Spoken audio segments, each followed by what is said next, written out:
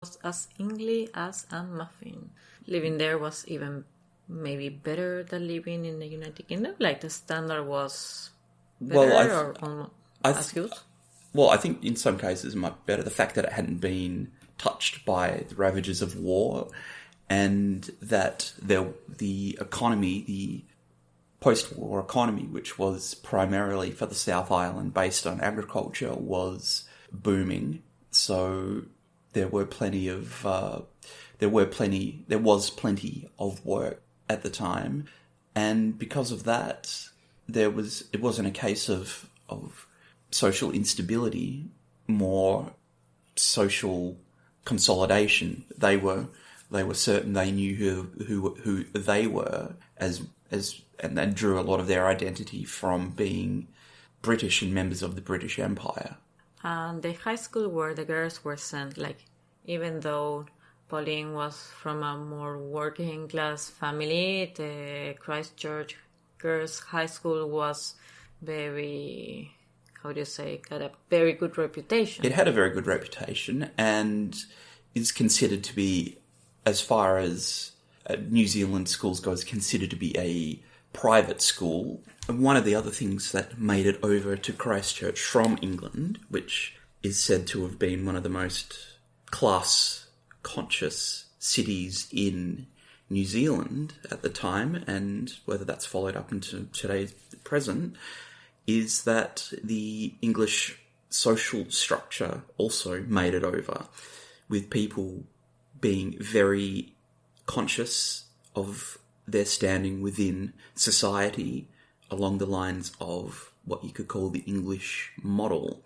And people were very aware of it and were, in a lot of cases, proud to uphold those traditions and be seen to fit into various aspects of the community along those lines.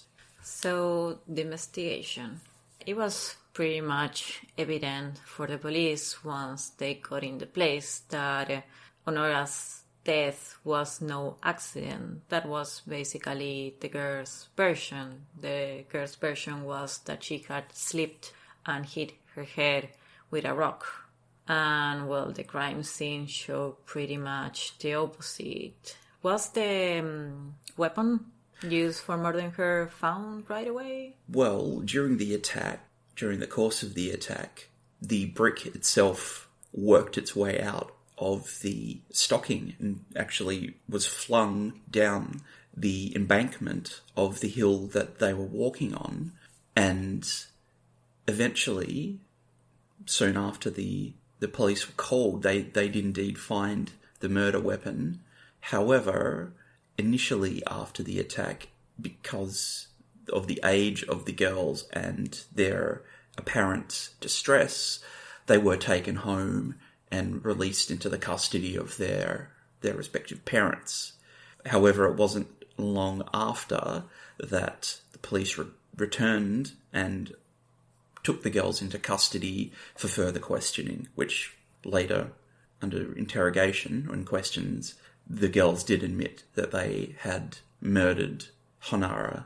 It was Pauline first. I believe that the police, they asked Pauline who had attacked her mother, and she said initially that it was her, and only her. She didn't include Juliet, but Juliet was called for interrogation as well, and at the beginning she denied partaking in the attack. She just said that she had heard a noise, some screaming and like an arguing, and then when she turned around, Honora was on the floor, bloodied. And afterwards, she would say that she took place in the beating, like she actually held Honora against the floor while Pauline was beating her. Again, the girls assumed, because of their love of silver screen movies that they would go and watch, that an attack of that magnitude would subdue a person within one or two blows of a heavy object. However, the reality was very different. They just couldn't keep up with the story of her death being an accident, and it's several months before she was murdered, that Pauline would write in her diary that she intended to make her murder look accidental. So that's maybe the only time in which it seems like maybe the girls weren't so smart as they really believed, because it was particularly violent. There was no way that the police could think that someone would get so injured with just one slipped. Yeah, slipped 40 plus times. 40 plus time into a rock. Yes. However, it wasn't long after that the police returned, when they were taking the girls into custody, that they acquired some of the personal belongings of both girls, in particular Pauline's diary, which we're using today as a major source of reference. Did Juliet have a diary? She did indeed. However, her father had the foresight, and however, I don't think was ever really held to account for it, He wasn't. of ordering their gardener to burn Juliet's diary and several other of her personal journals and other evidence which may have led police to indict her, which may have led police to increase their accusations and aid in the evidence against her in the murder of Anara. But at the end, both of them were convicted. It was on August of that same year. In the opinion of two psychiatrists that were the defense, they tried to play the insanity defense in their case, and the psychiatrists, several psychiatrists spoke to the girls, but they were Reginald Medlicott and Francis Bennett, who thought that the girls held contempt for the Bible and believed in a fourth world paradise, and that was an evidence of their insanity. The jury were told that the pair, the Dyad, the girls, thought that they had the moral right to kill Honora, and that the girls suffered from, quote, paranoia, delusions of grandeur, and delusions of ecstasy.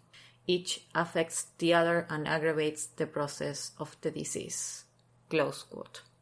But the prosecutor, the Crown, which would be the state, had a very different opinion of them.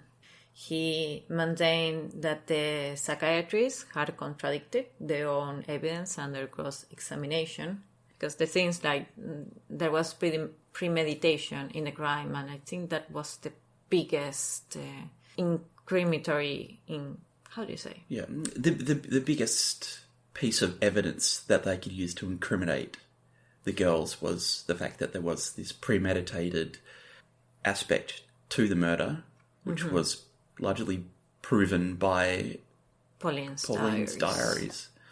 In the Crown prosecutor opinion, this, quote, plainly was a cold, callously committed and premeditated murder, committed by two highly intelligent and perfectly sane girls. They are not incurably insane. My submission is they are incurably bad. Close quote. So they were both sent to different prisons. They were sentenced to, I don't know if it was an original 5-year sentence, but they both made 5 years in prison. Initially, the girls were held for the sentence of the governor's pleasure, which largely means however long the state decides to keep them there. In this case, because it was such a brutal and shocking murder, and the country and the judiciary weren't really sure of how to treat it, that they would ascertain the guilt and the condition of the girls, particularly because of their young age, and it could be said of as well of their social stature, that they might decide later on that the girls would, the Crown would decide to keep them potentially indefinitely, or after a suitable time of review, a review would be held and grant the girls freedom or other conditional release, which they did after 5 years, after which time they considered the girls to be rehabilitated and have paid for the crime. Because initially neither of them showed remorse of the crime. Juliet was a bit more hesitant. She didn't confess right away to the crime, but it was after those years that their testimonies that they realized that what they did was wrong. So Pauline was sent to Paparua prison, that it's near Christchurch, and Juliet, and this is curious, was initially sent to the maximum prison at Mount Eden in Auckland, and then she was sent to a different prison near Wellington. And the first 2 months that Juliet spent in prison were in solitary confinement. She was also forced to do physical labor for 2 weeks, and that's when she physically collapsed. And then she worked in the same prison, sewing uniforms. Because it seems like, in the opinion of the jury, she was the dominant in the dyad. And after doing the research, I am not 100% sure whether she was the dominant in this. She's definitely considered to be the more gregarious and outgoing and extroverted of the two girls. However, in this dynamic, that may not have been the case. What are your thoughts? Well, it's really, really weird, because it seems like they were kind of the opposite sides of the same coin. I don't know if that expression exists in English, because Juliet was told to be, they were both like very arrogant, but Juliet was more outspoken, and she was very remarkable because she had this cut glass Polish British accent, and she would be kind of overwhelming, while Pauline had a more like demure, more introverted.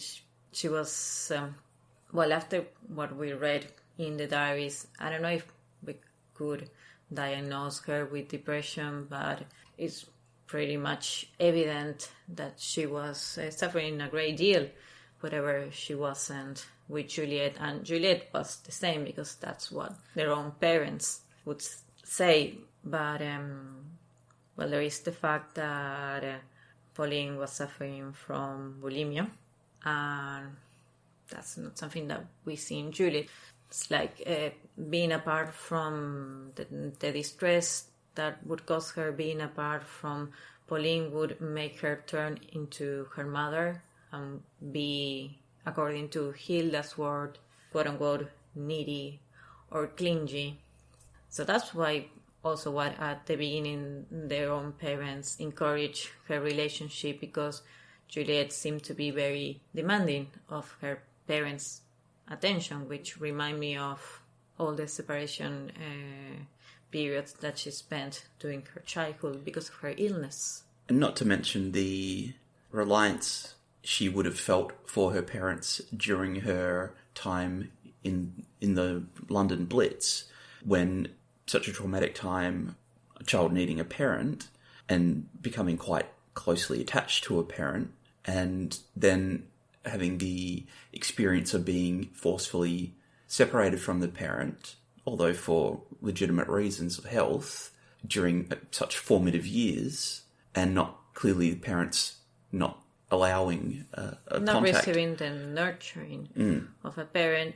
I was watching a YouTuber discuss this case, and this YouTuber made like a 20-minute something rambling about how Hilda was this very extroverted and outgoing and a socialité woman, and kind of trying to picture her like a detached mother. But I'm actually thinking how parenting was at that time.